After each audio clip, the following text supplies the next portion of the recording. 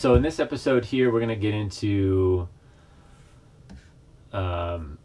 more of our purpose as imagers, right? So in the first part of this two-part series, we talked about the identity, like the image, like what makes us imagers. And so this part two, we talk more about our purpose.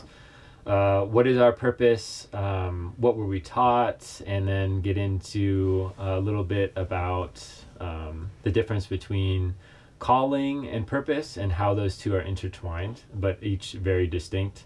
And then, we have a little fun talking about Michael and the angel having a dispute over Moses' body. So it's got a little bit of everything, talking about just more expanding and unpacking what it means to be an imager of God. Yep. How to get your purpose, how to find it. Cool. Let's get into it. God just wants our response. Yeah. He just wants us to respond to him. We may have no idea what we're doing or how to do it or how to get there or seeing the big picture, but when that thing comes up, he just wants us to respond and say, okay, yes, yeah, I'll do it, but I need help. Yeah, welcome to episode number 4 here in the Tinfoil Kingdom. I am your co-host, Nick. Caleb. And we are here going to talk about, what are we talking about today, Caleb? Purpose. What is our purpose? We talked about image of God last time, and it was supposed to be a one-parter. It was supposed to be a one whole episode of these things joined together. And we went a little long on the last one. So if you're just jumping into this one now, I would say hit that pause button and then go back and watch the one before this. This is going to be part 2 of our imaging and purpose episodes. So yeah, go back, check that one out first, then join us here on this episode. While you're there, smash that sub button. And we'll get into it. So where do you want to start with this one and understanding our purpose? We can attack it the same way we did the other one. I had basic outlines and talking on this, and just starting from ground zero of what we were taught, right? So I know I was taught growing up, kind of a simple way of putting it, Ecclesiastes 12:13, fear God and keep his commandments, for this is the whole duty of man. That's our purpose. Fear God and keep his commandments, which is true. This is true. And before getting to the other questions of like how we see it now, how we see it differently, it was pretty simple. Like purpose, there was no main one purpose thing that I was taught growing up. Like what exactly purpose our purpose is, aside from like that, you just love God, fear God, love him. And it was kind of left at that. There wasn't a whole, not to say I'm not, and then when I get in talking about all this kind of stuff, I'm not bashing my parents in any way, shape, or form. I don't think they'll ever watch this stuff. But if they ever do, I'm not bashing them at all. I think they did the absolute best with what they could do. And I think they did a very good job. Yeah. I'm extremely grateful for how I was raised, how I was taught. I wouldn't have it any other way. I do not think they did a bad job. I think that, again, they did well with what they had. And what they had is what the church at the time, Christianity at the time, was heavily leaning on, I would almost say a not watered down Christianity, but kind of a simplistic Christianity where there's not a whole lot of meat behind it. A lot of milk-fed Christianity. Kind of surface level. Yeah. And it sounds like I'm bashing, but I'm not bashing. I'm not trying to say that. I think that's partially a fault of the church as a whole, but also I think it's intentional. I think it was pushed. That agenda was pushed. In order to make people not realize that there's more going on, right? So I think that was an agenda, not because the church was bad. I think it's an agenda that has been pushed for a long time to strip people, like we mentioned last time, of the image of God, of realizing who they were. That's where we ended last time. Living in freedom as members of the divine family, for you're no longer strangers and aliens, but members of the household of God, Ephesians 2:19. If you live in freedom knowing who you are in God, who you are as members of his divine family, if you know that, then you're going to live differently. And I think a lot of people hadn't grasped the depth of what that really means. And so going into purpose, if you don't know who you are, then you're not going to know your purpose. So it's going to be easy just to have a kind of a whitewashed, just love God. Like that's your purpose is to love God. Right. I don't know. How are you? Yeah. Yeah, I think just as a quick disclaimer, we are not out to bash anybody. No. And we're just sharing our experiences and navigating, trying to understand Sure. who we are, our identity, and our purpose. I think for me, it was like we were made to worship God, right? Mm-hmm. You know, which is true. Yeah. Just like you were saying, right? It's true, but it's incomplete, I think. You know, like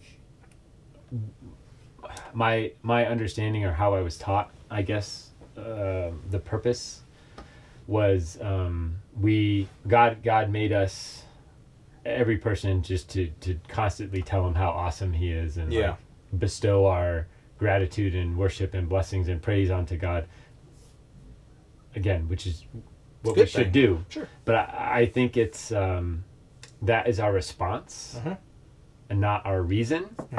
And so beyond that, I understood our purpose as like you had to wait for God to reveal his calling for your life. Yeah.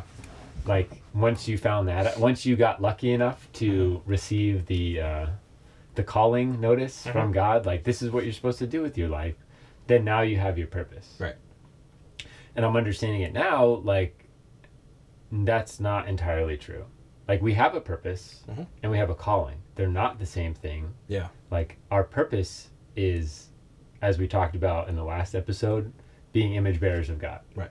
Our calling is a separate thing, and I think we'll get into that as we continue talking about this. But yeah, that's how I thought, or I understood my purpose was we are worshipers of God, and that's what I thought angels were too. Yeah, I just thought because all they do is sit in heaven and sing, right? I thought it was That's just the only like thing they angels are constantly 24/7, like bowing down before the throne, singing praises to God. Like, and there's some that are said that they do that. There's some that do. Sure, but that's their purpose. The entire heavenly host is not doing that. There's other things happening. There's other things going on, and it was just, that was just what, I don't know if it's just what I took or what was presented to me, but man, that was it. It's just like, you're going to praise God forever in eternity. You're just going to sing, stand there and worship and sing at God. Like he's on his throne and you're just standing there for eternity, just singing at him. You're going to sing. And because you're in this divine realm, you're just going to like it. Yeah. And be forever. And be grateful you're not in hell. Right. And that's where eternity would get stuck in my head. And it still freaks me out because I don't like the concept of eternity and time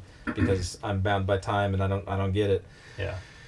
But imagine sitting in heaven singing forever and ever and ever, and it's not going to end. We're not going to die. Like your body's going to die, but your spirit's going to live forever. Either way, shape, or form, your body's going to die, but your spirit's going to live forever. That's something to think about. But but thinking that that's all you're going to do is sing and sit there in this big auditorium or whatever it would be and just sing. Yeah, that's terrifying. It is. That is straight up terrifying. I can't get behind that. Even when I was younger, I was like, that's it.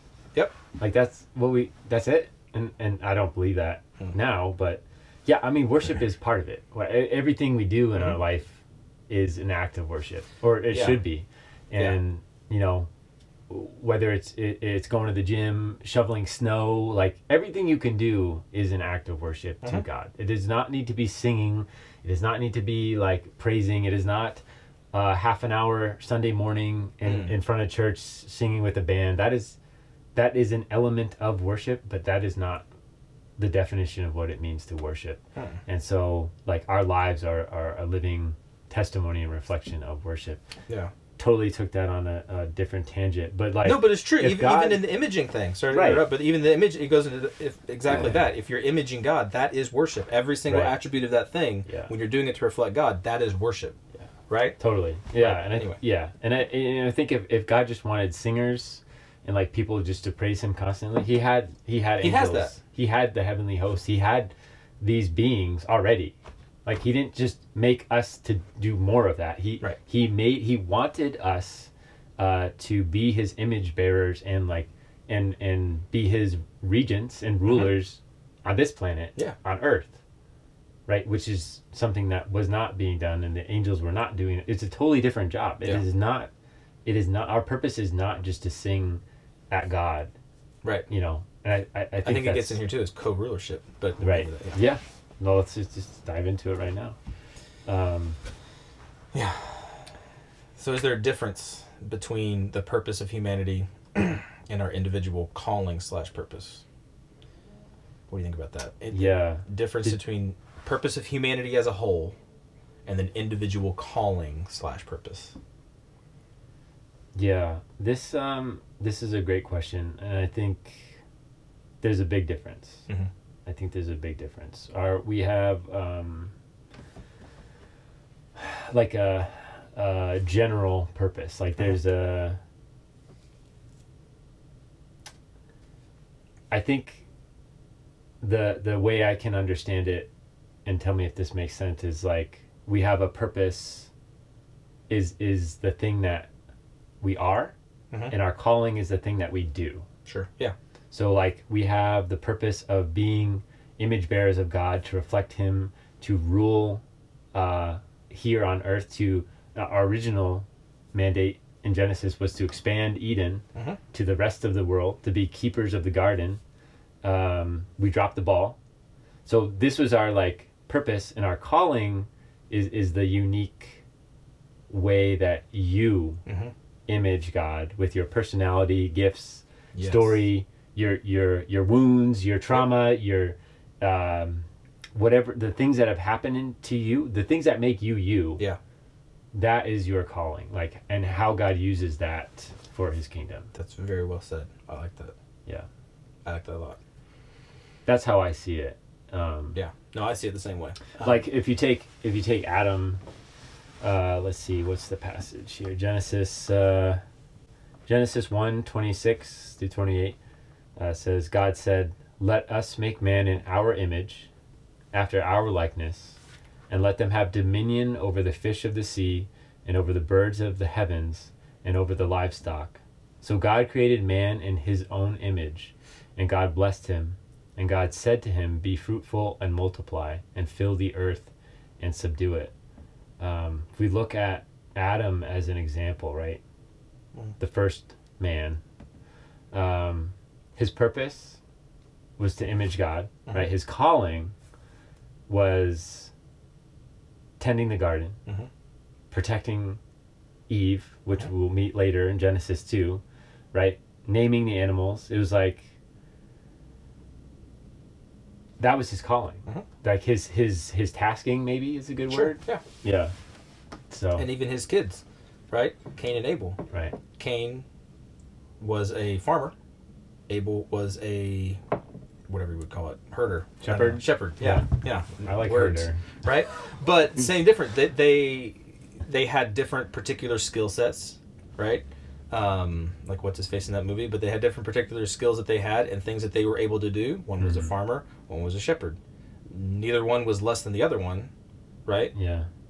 But they have different things that they were supposed to do.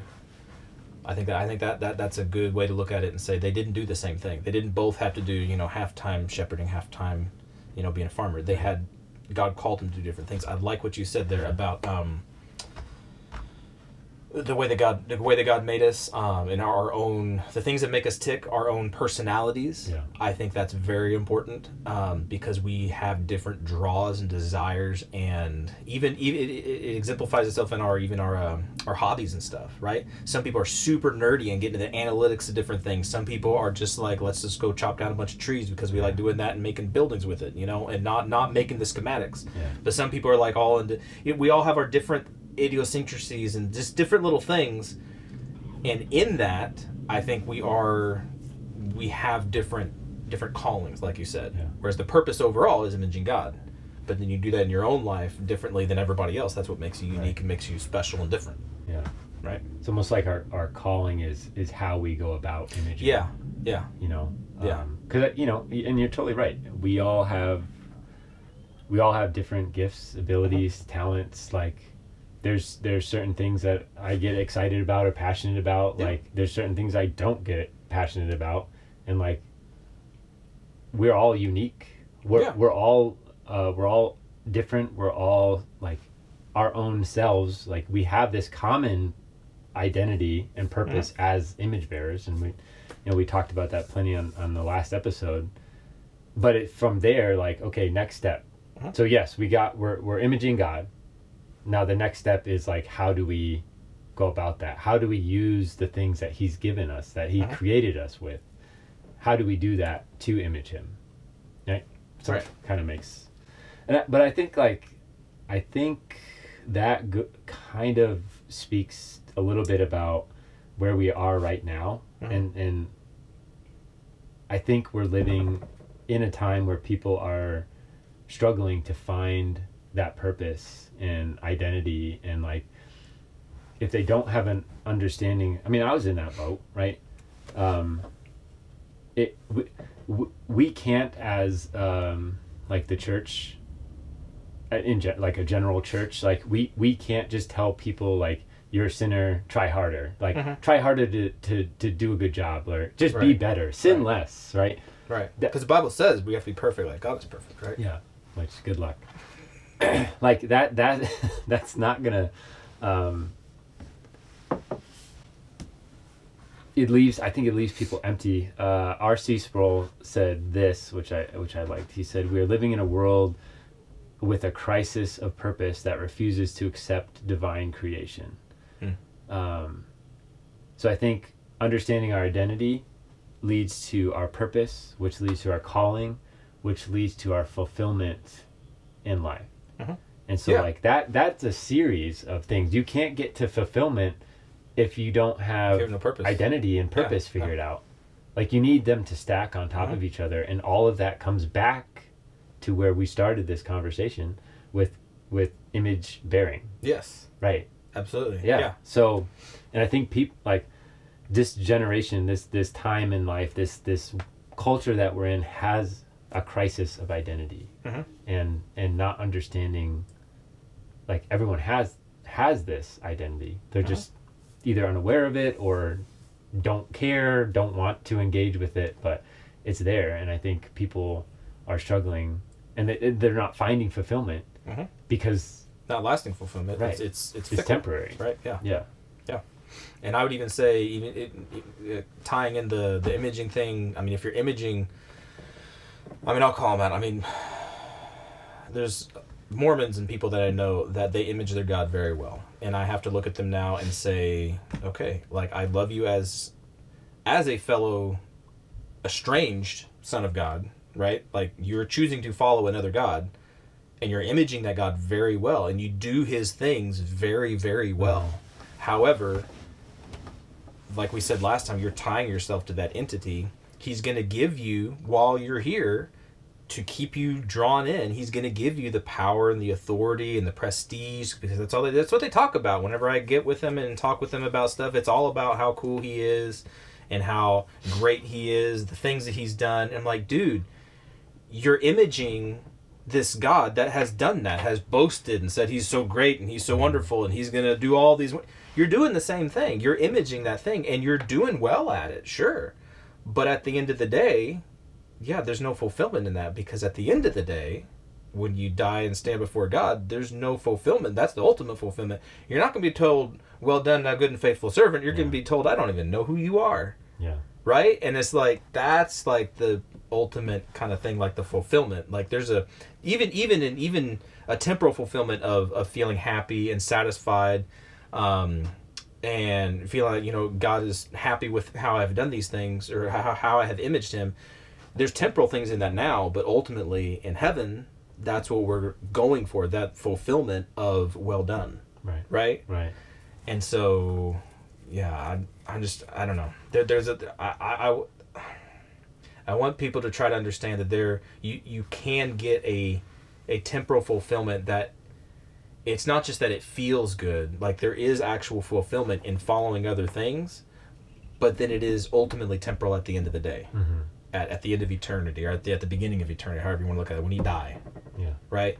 You can have your fulfillment up to that point if you're following something else. Yeah. I'm not exactly sure how I was going about saying that. I hope it came out the right way, wasn't just a bunch of words. Yeah. But I think it's important to say, because people generally are told, like, there's nothing, like, there is no fulfillment, there is no happiness apart from God. And I believe there is, but it's temporal.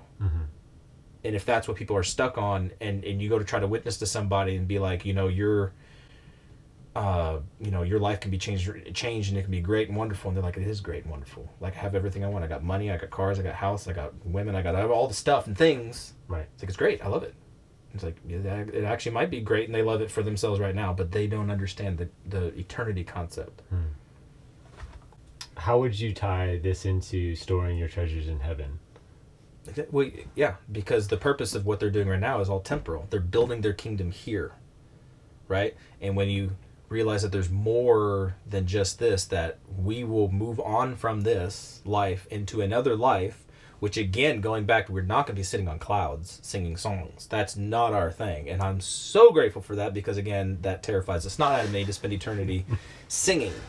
I truly believe it is going back to an Edenic state to where we will rule on earth with Christ, like he says, and we will have responsibilities. Now, to get into the weird, because this is, tinfoil stuff, whatever, does this open it up to going to other planets, going to other places, and the whole Star Trek thing of the galaxies far, far away and in the entirety of everything? I am way more open to that in imaging God through exploration, through stuff like that, that we would have eternity to do. This ever-expanding, flowing universe, whatever you want to call it. If it is that, that sounds exciting. That sounds like an eternity that you could... that God, again, going back to the whole... when we were talking about imaging God, like, in you're the parent and you have kids, you want them to grow and, for lack of better terms, evolve and, like, learning the things of the world around them and experiencing stuff.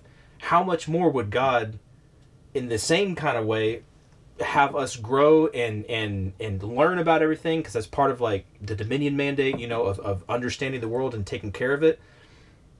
Can that be extended to like other places? Galactic Eden. And even if you tied into that, if Eden was this special little garden on Earth, and we have Earth, then is Earth like Eden, and then you have everything else that's out there to go and spread God's image everywhere. Maybe. I don't know. I mean, it's possible. And you look at, again, I bring up Mormonism because they teach that you're going to have your own planet and all this other stuff, right? Yeah. Like, where do they get this? Is there a sliver of truth that after, in eternity, not that we will be given planets, but that there are planets, there are places to go and see and experience and explore. I'm not putting that down. Like, I hold that as a possibility. Right. I know flat earthers don't like that, but even then in flat earth, there's 15 billion different kind of flat earth models out there. Like, yeah, okay, we're here, and then you go past the ice wall, and then there's the other planet, or not planets, but the other lands. So even in that, the same concept still applies, that there's more here. And going back to our purpose of imaging God and emulating him. Yeah. I don't remember your original question. I like to just run off on tangents. I would just kudos to you for tying that into flat Earth.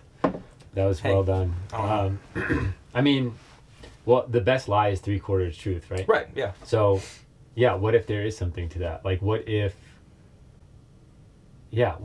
our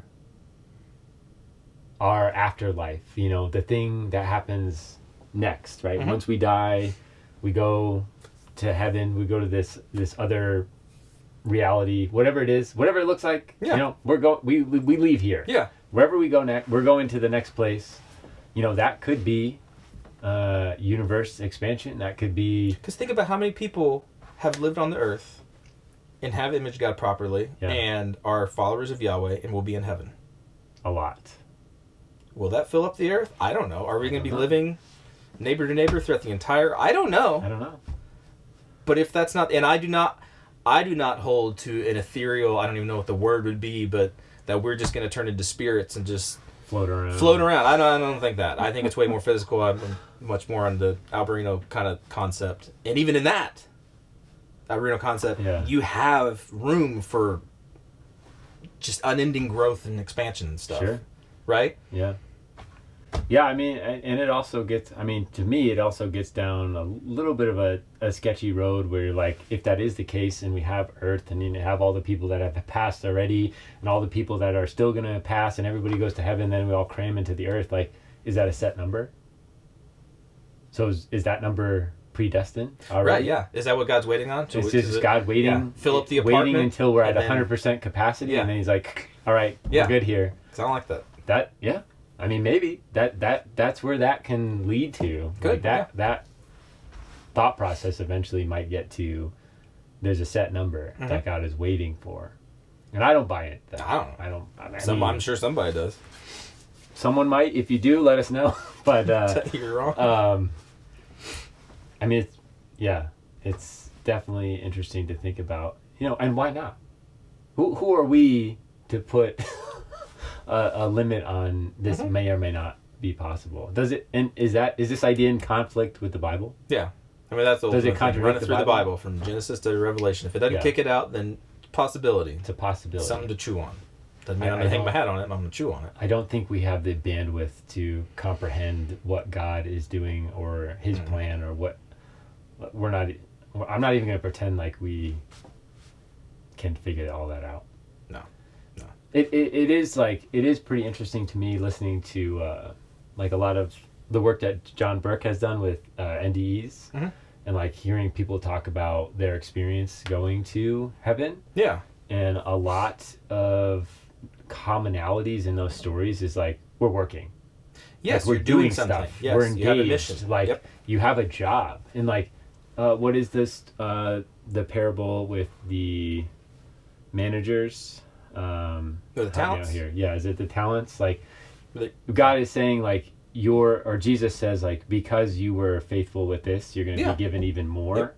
Like, what does that mean? Yeah. Like, I think we have jobs. I think we have. I think Absolutely. we just like we talked about, and I think the question before this one, right? Like, our wounds, our story, our experience, our gifts, our talents, like the things that make us us. I think they're going to be relevant in it'll carry the on. next life Yeah. here. I don't think we're going to get a clean Yeah. slate wiped and we don't remember anything. And Right. just, no. Like, What would be the point of this life if that was right. the case? I think this is my opinion, and let me know what you think. We're getting a little away from the notes, but I like That's it. all right. I think this life, this reality, this world, our understanding of it is a testing ground. This is a proving ground for eternity, and God is wanting to know who we are going to be loyal to, because He doesn't want another rebellion. Yeah. He doesn't want an eternity where there's another possibility for entities, beings, us to rebel against Him. So this life is a testing ground, and He's putting us through it with our gifts, with our talents, with our abilities, with our flaws, everything that makes us us, because we have a purpose for eternity. So we have to figure that out here and go through all this stuff now, go through the adversity, the trials, the tribulations, to figure out who we are and who we're going to be loyal to. And He's going to use that in eternity. Like, we have a job to do. Yeah. So, I see everything that we have here, the things that we have, we're managing them. And God is like, it's an interview. Sure. This is an interview for our job in heaven, in eternity. That's what I think. That makes sense. And everybody, and even like everybody is given the same opportunity, right? I mean, it's not like what I'm trying to dispel, like the Calvinistic kind of thing where God just picks people and then half the people He kicks into hell. Like, everybody has the opportunity to choose the right side. Right. Fairly. Because again, that goes with God's nature. He is just. He's not just gonna choose other people and then throw other people in the trash. Right. He wouldn't do that. Right. But He gives everybody the opportunity to make a choice. So I like that. It makes a lot of sense. Yeah. To bring it back, like, what does Jesus tell us to do? Bring Yeah. the gospel, the Go good reclaim the news nations. to the nations. So if we're bringing the good news to people, right? And we're telling them about Jesus, we're telling them about how what he did for us, redeemed us, and brought us back into the family of God. Now, if we tell people that and they're like, nah, I'm all set. Okay. That, again, free will, you have that choice. Right. That is your decision, but you had the opportunity. Right. So you rejected the opportunity. Right. Right. But that's what we're called to do. We're called to present it. And then once people do accept like Jesus. Now we're called to make disciples. Right. Right. But bringing that message to people, like, it's up to them to choose whether they accept it or not. Mm-hmm. And I think that's what I'm getting at. This is that training ground. Mm-hmm. For. And I think that's the purpose. That's the big overall purpose of humanity now. Right. Right. Or humanity needs to come back to God. Right. And so for Christians, followers of Christ, our overall purpose is to go, because that's the Great Commission, reclaim the nations, bring them back home. And so that's the overall arching, like the purpose between, the purpose of humanity and individuals calling and stuff. Yeah. The overall arching thing for humanity is right now to come back to him. Mm-hmm. So as Christians, we need to go preach the gospel, which doesn't mean you have to stand on a corner and yell at people. It means you need to live in a way that people can see that there's something different about you. Also speak to people, talk to people, introduce people to Christ. It's not just the whole, you know what I'm trying to say. You're not going to live your life and be all nice and everything, and hopefully one day, after 50 years, your neighbor will ask you, oh, why don't you yell at your wife? Oh, let me tell you, I waited 50 years for this. No, it's not, you need to actively, and this is where I'm working on, you need to actively go out and be willing to talk to people, right? Initiate those conversations. That's why I'm doing this thing here, right? Because I can do this, and anybody can do this. This goes into this kind of starts to go into individual calling. Because I am interested in this stuff, and you're interested in this stuff. And we're like, we could go and try to tell people on the streets, or we could put it out there on the internet for everybody to potentially see this, know who God is, and come home, right? And so individual calling for me right now is to do this. That I view this as a ministry. Yes. And it goes into that. Like, the ultimate thing is everybody needs to come home. How do I do that? That goes in my individual calling. And for my purpose right here, right now, where I'm at, it's this. And this is a piece of it. This is not the all-inclusive, but this is a piece of how I can do this. And that goes into individual calling. Mm-hmm. And that's what I believe it is right now. How can I personally do this? I may not be the best at internet stuff, obviously, because I don't even have a YouTube channel right now. If you're watching this, then great, we figured it out. Yeah. We're figuring all this out. We're watching this now. We got it squared away. Yeah. But individual calling, that's how I see that. Yeah. And it changes. Individual callings change. I have family members who they view their ultimate calling and purpose as, taking care of a spouse or something. Mm-hmm. And then, what happens when that spouse dies or goes away? Do you get spiritual retirement at this point and just pull a, spiritual security, social security, whatever you want to call it, right? And they just check out? Like, no, it changes. Your life changed, and so things change. If you get married, and it's just you and your wife, okay, you have a specific calling right now. Now, what happens when you get kids? Yeah. Well, the calling changes a little bit. So as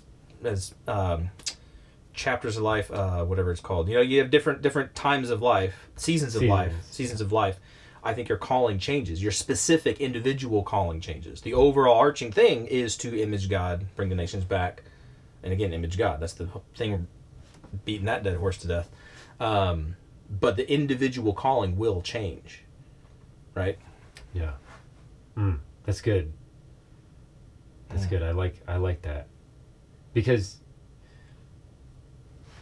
I think it's calling, pun intended, it's calling us to be active, right? And engaged. Yes. Just like we're trying to do right now with this. We're getting it out there and the interwebs, and it's like, I don't think we are called to just spectate. No. And just sit around. We are living, breathing, walking around statues of God. Mm-hmm. Yeah. And we're called, man, I'm reminded of Matthew 16, when Jesus is talking about on this rock that he's going to build his church, and the gates of Hades will not be able to withstand it. And that is calling the church, believers, to be actively engaged in the world, pushing back darkness. Yes, our Great Commission is to go and bring the good news to all people and all nations. Mm-hmm. It's also to push back darkness. Mm-hmm. And so we can't just sit around. And what is our ultimate purpose as humans, right? N.T. Wright said this. He said, "Who we are should define what we do." Who we are should define what we do. Okay. And if who we are is image bearers of God, like that should define what we do. Yeah. And if we want to do that, then we need to do it well. Mm-hmm. You know? So like our core purpose is reflecting God's greatness. Yeah. And I like Timothy Alberino says this again in Birthright. Humanity has been endowed with dominion. We are the governors of this planet, not by conquest, but by divine appointment. Yeah. So I think like bringing it back to Eden, like what was Adam's like mandate? What was he told to do by God? The dominion, had dominion over the fish of the sea and the birds and the animals and repopulate. Right. Yeah. Yeah. And to bring Eden to the rest of the world, right? Yes. Like to expand it. Yeah. Right. Yeah. Man. So, question for for you, if you miss or pick the wrong choice, if you made the wrong choice in your calling, right? Like God called you to do something, you said, no, I don't want to do that. I'm going to pick this other thing over here. Have you now messed up God's plan? Is there do you have to go back and do the same calling? Are you just out of luck now because you messed up and so God kicks you to the side and you're done? You respawn somewhere else. Yeah. Right? Yeah, it's a good question. I would say right off the bat, like you're not going to surprise God. No. And God is never going to be like, oh, I didn't see that one coming. Right. Which I think gets into the foreknowledge that Heiser talks about. Like he knew the risk in creating us. Yeah. And still chose to take that risk because of how much he loves us. I mean, I would say that if you are convicted and have a feeling like you know what your calling is and decide to ignore it, you're gonna know. Yeah. But I think that thing's gonna come back around eventually. Now, if you don't know what your calling is and you're just out there wandering around, whatever you decide to do, whether it is what God had intended for you, I think he's still going to use it regardless. Like whatever decision that somebody made, this is interesting. Like whatever, I'm literally coming up with this as I'm talking. Whatever someone decides to do, God will ultimately use it for his glory. Regardless of what we choose to do. Okay. But I think you can ignore your calling. But I don't know what happens, like I don't know what happens if you continue to ignore it your whole life, or if there's eventually like a breaking point where something happens. Because I feel like if it's that strong in your life, like you're gonna make it. You're either gonna follow it or you're not gonna follow it. Yeah. And I think that goes back to like what I was talking about, like this testing ground that we're in. Like you're gonna listen to that thing or you're gonna just ignore it. Yeah. I don't know if that answered your question. No, I mean it kind of does. I mean even on that, it would make me question your loyalty. Right. If you continually live in rejection of God. Right. So it's like, were you ever loyal in the first place? Did you switch your loyalties? Are you now loyal to yourself because you choose to not obey God?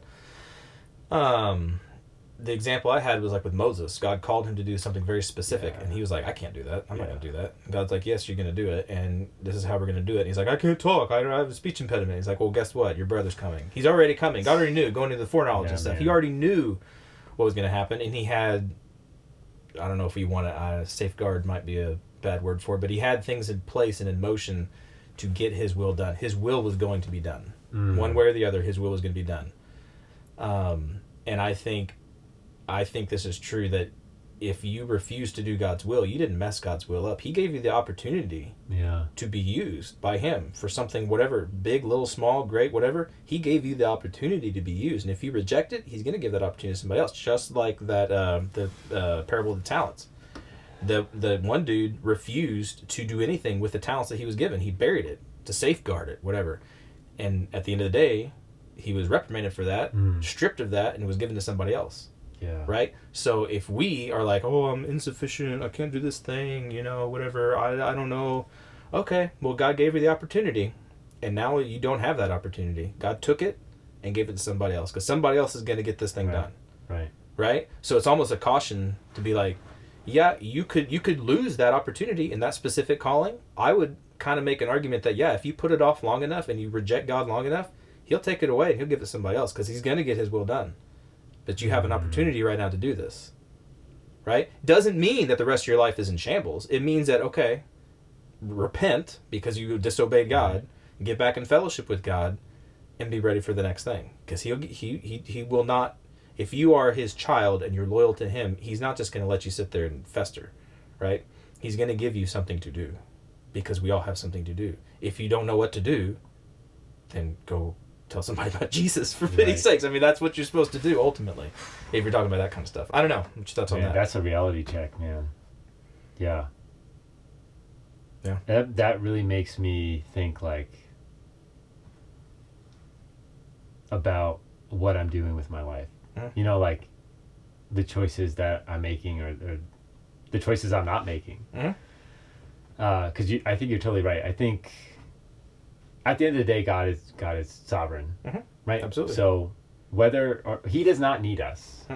So whether or not we choose to engage with him and interact with him, he's still going to make his plan happen. His will still be done. Right. He'll find a way. As it is in heaven. Yep. He does not need us. And like you said, if we're going to reject that, he's going to go he will find someone else and use. I think I love you touching on Moses. Spoiler alert, upcoming episode on Moses sometime. But it's true. Gaming Gandalf. He's a wizard.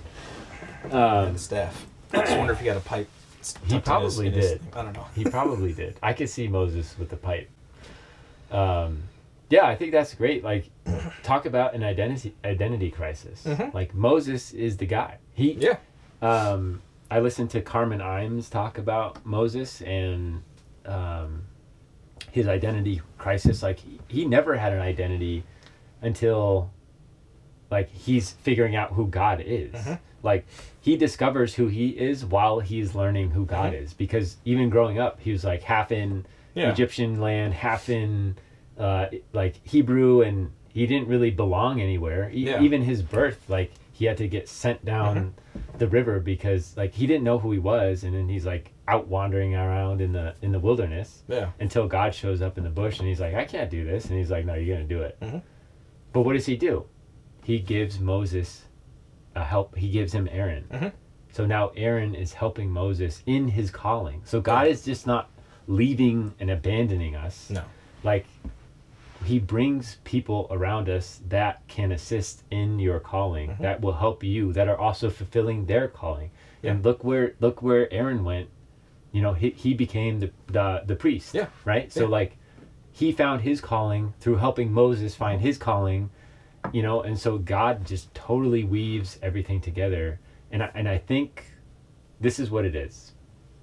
God just wants our response. Yeah. He just wants us to respond to him. We may have no idea what we're doing or how to do it or how to get there or seeing the big picture. But when that thing comes up, he just wants us to respond and say, okay, yes, I'll do it, but I need help. And I think that's Moses' story. He's like reluctant, questioning himself, questioning his humanity, his abilities. We all do that. Yeah. We all do that. But at the end of the day, God is like, I got you. Let me, like, we're going to use my plan.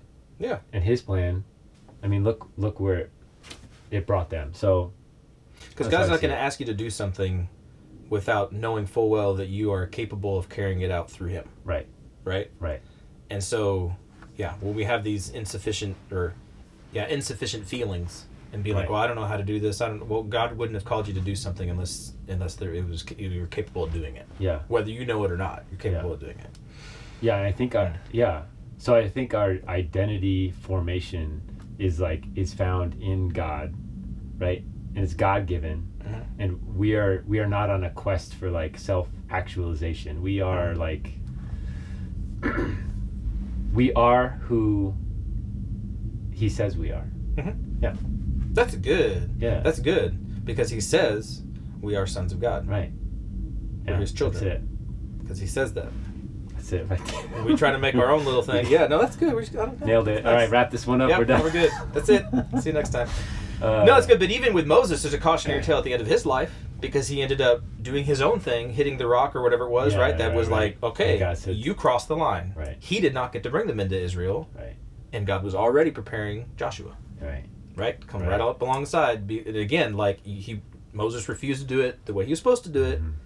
And so it's like he didn't do what he was supposed to do. And so God's like, okay, there's consequences. You've done all these good things. It doesn't mean that you get a free pass to just do what you want. Right. Right? So you might follow God in one calling, but then you mess up later. There is a cautionary tale there to be like, okay, you can still mess this up. God's plan will not be messed up because God will provide a way, and just like with Joshua, step right in. Right. But then there's consequences. You can still, you don't make the right decision one time, and that's it for the rest of your life. Right. Right. Right. But at least he got to see it. He did get to see it, yes. It's not like God was like, oh, I'm done with you now. And even after he died, the whole thing with, his body being outside of the land of Israel, and then Satan comes and tries to be like, well, you belong to me now because you're not in the land of Israel. And then, Michael's like, well, God, Lord rebuke you. And no, he's not. You don't own him. Let's pull that up real quick because I think it's worth reading. What was that one? Jude. I got it. Yeah, if you haven't... That's an overlooked one. I love that passage because it's weird. Where is it?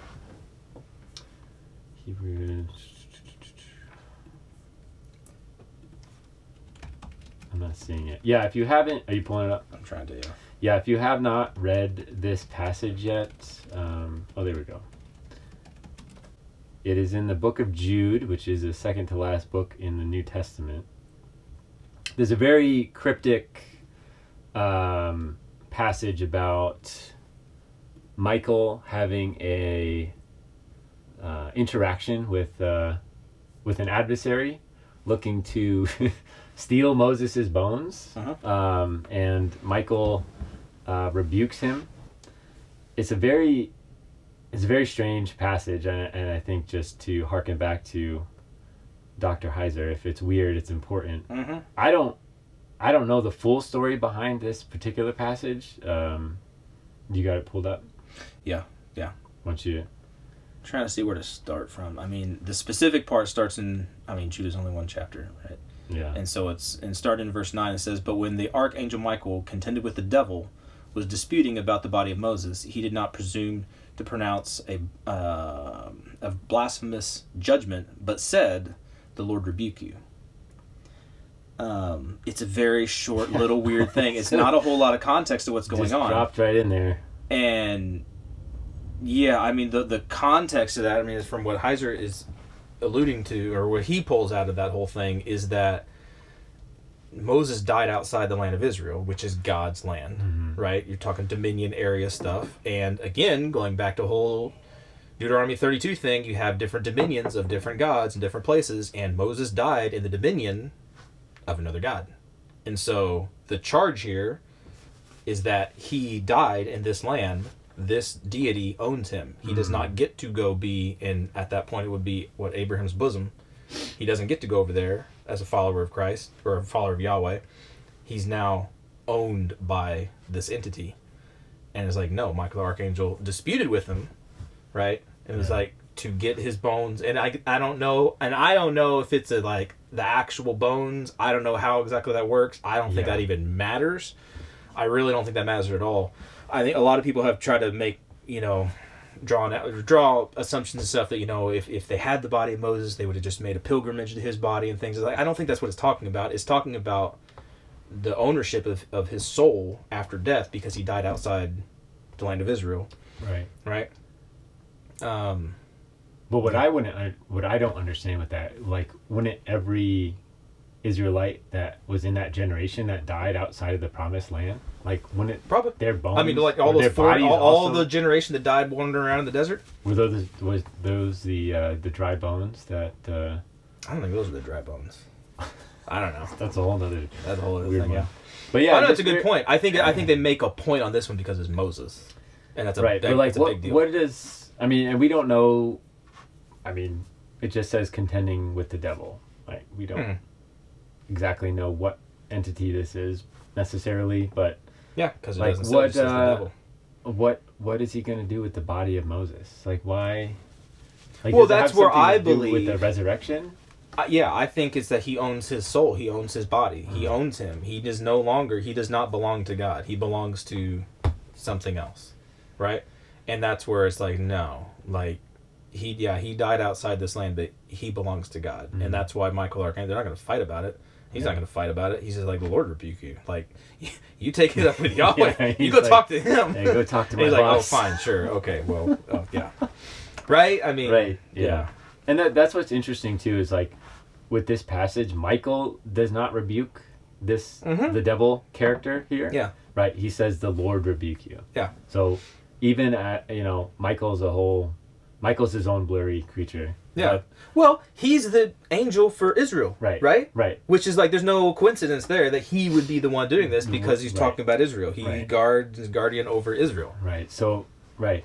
And he's not even going to rebuke him. Even as powerful, and I think it's Michael that fights the Prince of Persia.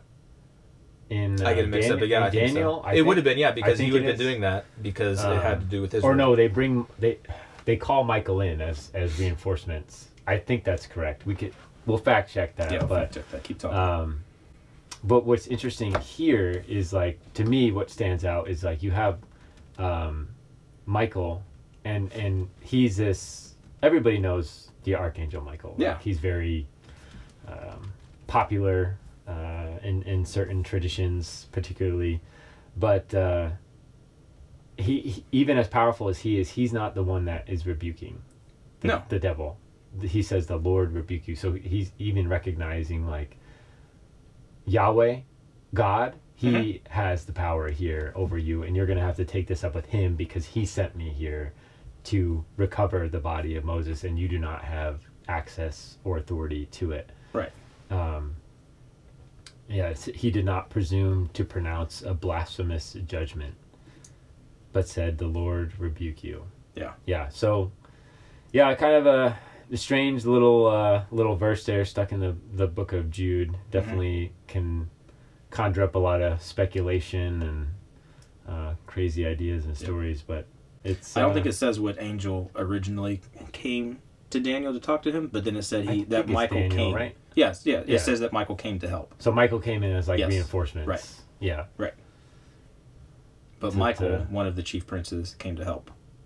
Yeah. So you have some messenger. It was just an angel. Right. As far as I can tell, he was. It was a messenger angel, which is, we all know that thing. And we should know that, an angel's messenger, whatever, coming to give a message to Daniel. Yeah. And then he's stopped and he's fighting, and then Michael comes to help. Yeah. And interesting. Dispatches the Prince of Persia. Does something to him. I don't know. Yeah. And that's a whole thing in, like, deliverance and all kinds of stuff, to where we are not called to just run around and wield our mighty swords of I'm super spiritual and do all this stuff. It's like, no. If Michael the Archangel relies on Yahweh for stuff, then that's probably who we should be relying on. So, yeah, you do have authority, and this is interesting. This has gotten way off. Let's whatever. do it. Yeah, but we're off the rails. We're off the rails anyway. Our commission is to preach the gospel. Mm-hmm. That's our thing. Could it be that's where our authority lies? That's where our realm is. That's what we're supposed to do. We are involved in this huge spiritual warfare thing too. So when we come against all these other things, it's not that, I mean, yes, we quote scripture. That's how we fight. That's how we do things. But we're quoting scripture like Jesus did. We're calling on Christ for help. We are not the ones going out there beating a demon's head in. Sure. Right? We have a specific, just like in law enforcement, you have, different, city cops do stuff in the city, sheriffs do stuff in the county, where they have their different domain, their different thing. Our specific purposes, like a task force thing, is to go and reclaim the nations, go preach the gospel, make disciples. That's like our bread and butter. Maybe. I think that's what I'm getting at. And then when we're involved in these other things, just like, Michael calling on God to rebuke the devil, when we come against these other things, we recognize that, we see that, we're in the battle, but we call on him, we call on Yahweh for help. Yeah. We are not the ones, or we're going to end up like the sons of Sceva going in and trying to do the thing by ourselves. It's like, no, you're going to get your butt whooped, right? And then you'll be like, oh, what happened? When God's supposed to be super powerful and all this. Yeah, but you're trying to do it in your own thing. Right. Stick to your thing that you're calling you're supposed to do. When you come up against oppression, call on God. Right. And then he will aid. Does that make sense? I mean, it does. Kind of, maybe? I think there's a lot more to unpack. There's a lot to unpack there. And there's also there's like a system in place too. Mm-hmm. Yeah. You just can't, there's a reason, okay, again, like mirroring something else. Our understanding of reality, like, has to come from somewhere. So if you look at like court systems and lawyers and like that whole, our whole judicial system comes from something. Right. So like if that is a reality here, like if there is a legal system somehow, and then you try and if you step into a courtroom and you have no idea how to defend yourself, you can get, and you're going to try and do it on your own, you're going to get eaten up. Absolutely. And that's not that God is not powerful enough to intervene, or to like he's less powerful than other entities or beings, but there's like a system that is in place. Yeah. Well, even in the judicial system, the judge has all this authority and stuff. Right. And you could have the prosecutor going on and on and on and overstepping his bounds. And then the defense, they need to step up and be like, objection, hold on a minute. And the judge is like, thank you. Okay, yes, objection. You can't do that anymore. Yeah. But he doesn't call it out until the, you know what I'm saying? Like he doesn't, That's even good. though he has the authority to, it's the legality system, right? And so when we are doing our thing or not doing our thing, and the accuser is doing his ranting and raving and blowing up and everything, and we don't understand that, we were like, hold on, like, objection. Yeah. Like, we have a time to do that, and that is them. That's the defense calling on the judge, right, for aid, right? Which to makes be like, sense. because and he can say, thank you, stop, no, shut up, you're not allowed to talk. And just a quick side note, why is he called the accuser? Right. So, that makes sense to me.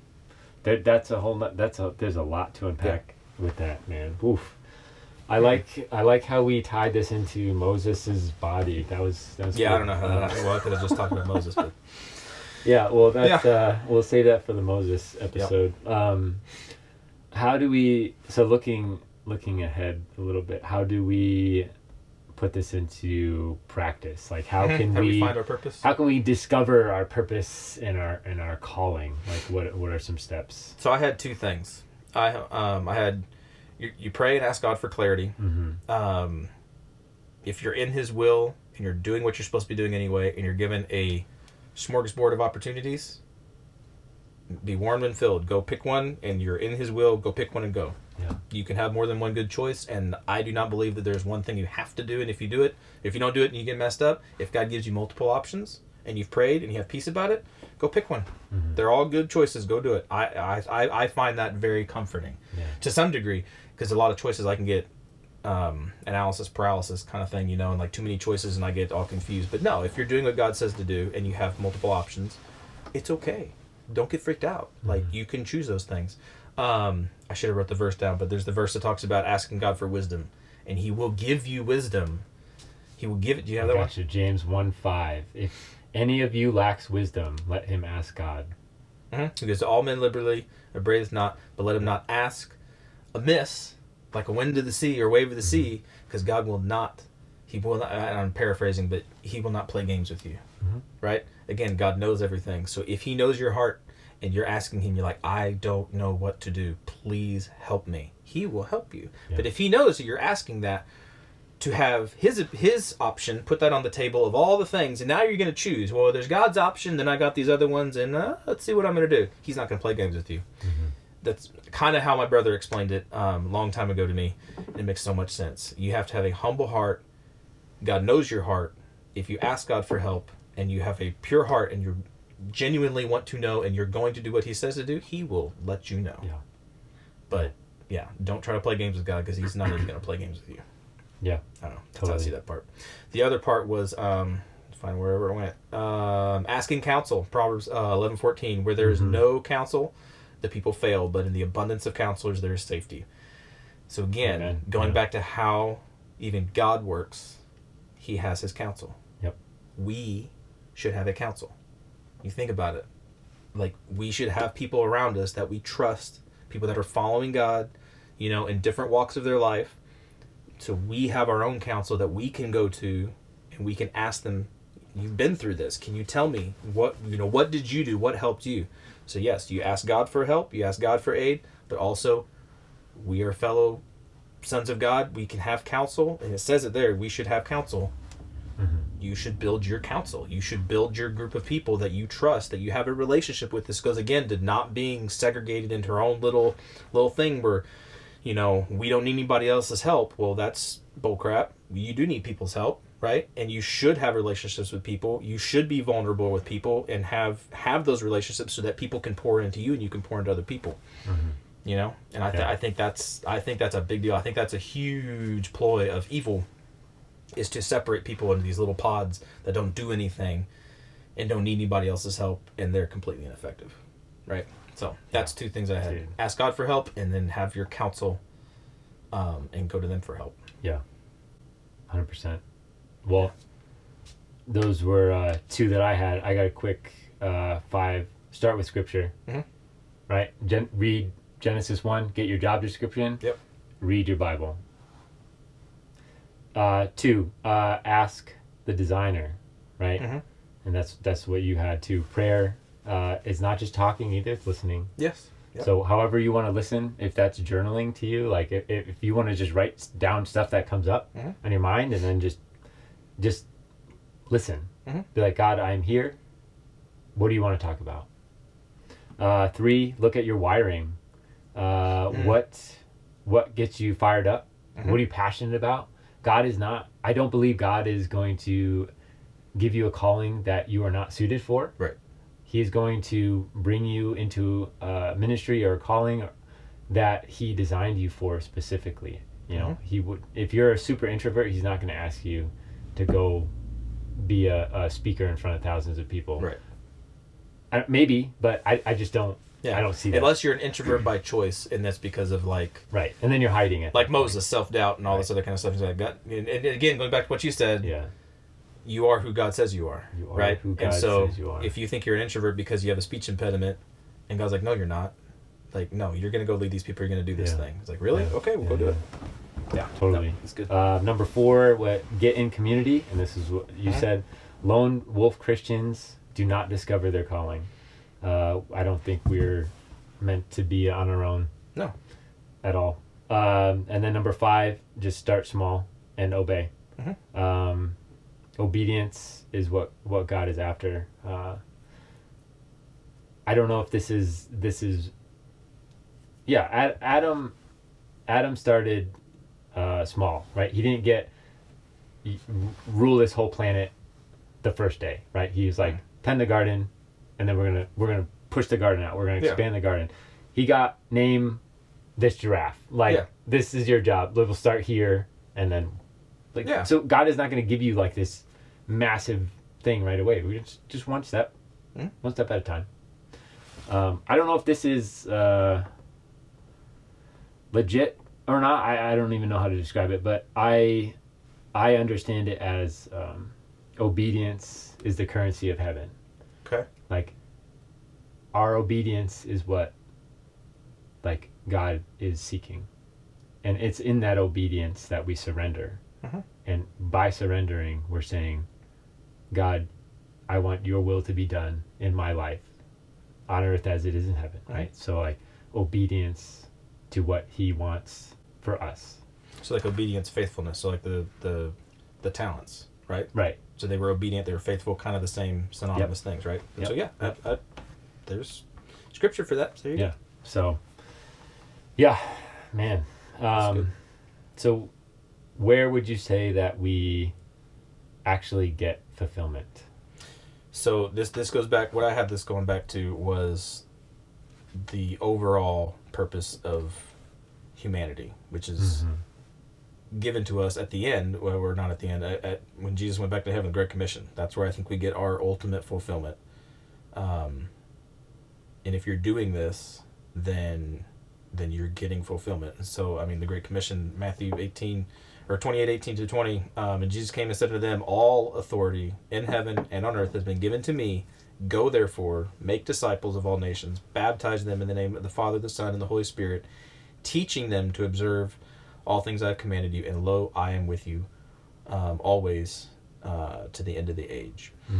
So if we are keeping this in mind as our always on our forethought, this is our purpose. We're imaging God. I like how Heiser puts it: image God, bring order to chaos. Those are that's our family mantra that we have. And part of that is a big piece of that for what we have right now.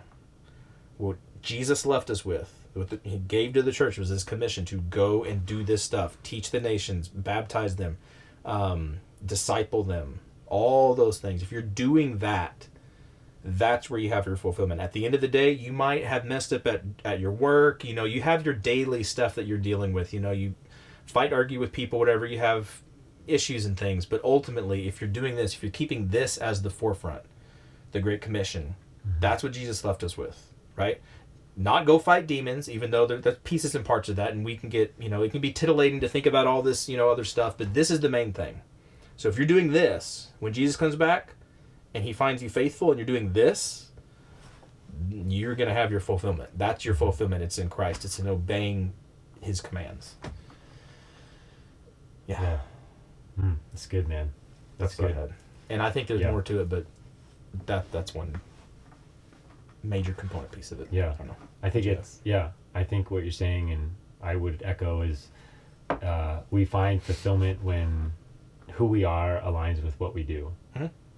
Right? And that's, like you said, that is imaging God and bringing the good news of what Jesus did for us to other people. Right? The Great Commission, the greatest commandment, everything can be broken down into 4 words, and that's love God, love people. Yeah. Right? And that's it. And we do that. If we do that, we're being good imagers of God. They go hand in hand. They do, absolutely. And so, it starts. I think it starts with love. And we're being image bearers, and we're loving God and loving people. And that should be a delight, right? That should be a delight, not a duty, not this sense of, you're just doing it out of obligation to do the right thing. But we should be excited to share the good news of the gospel. The gospel is, with other people. It goes back to the whole imaging thing. If you see everybody as estranged family members, you're going to want to tell them, right? You're going to want to do that. That's where, yes, you will get fulfillment out of that. You will get joy out of that. It will not be a begrudged kind of thing. No, you want them to know who they are and to come home. I think that's it. I think that's a good place to wrap this one up. I think we hit it. That was about an hour. Yeah. Awesome. I thought this one was going to be shorter too. Well, there you go.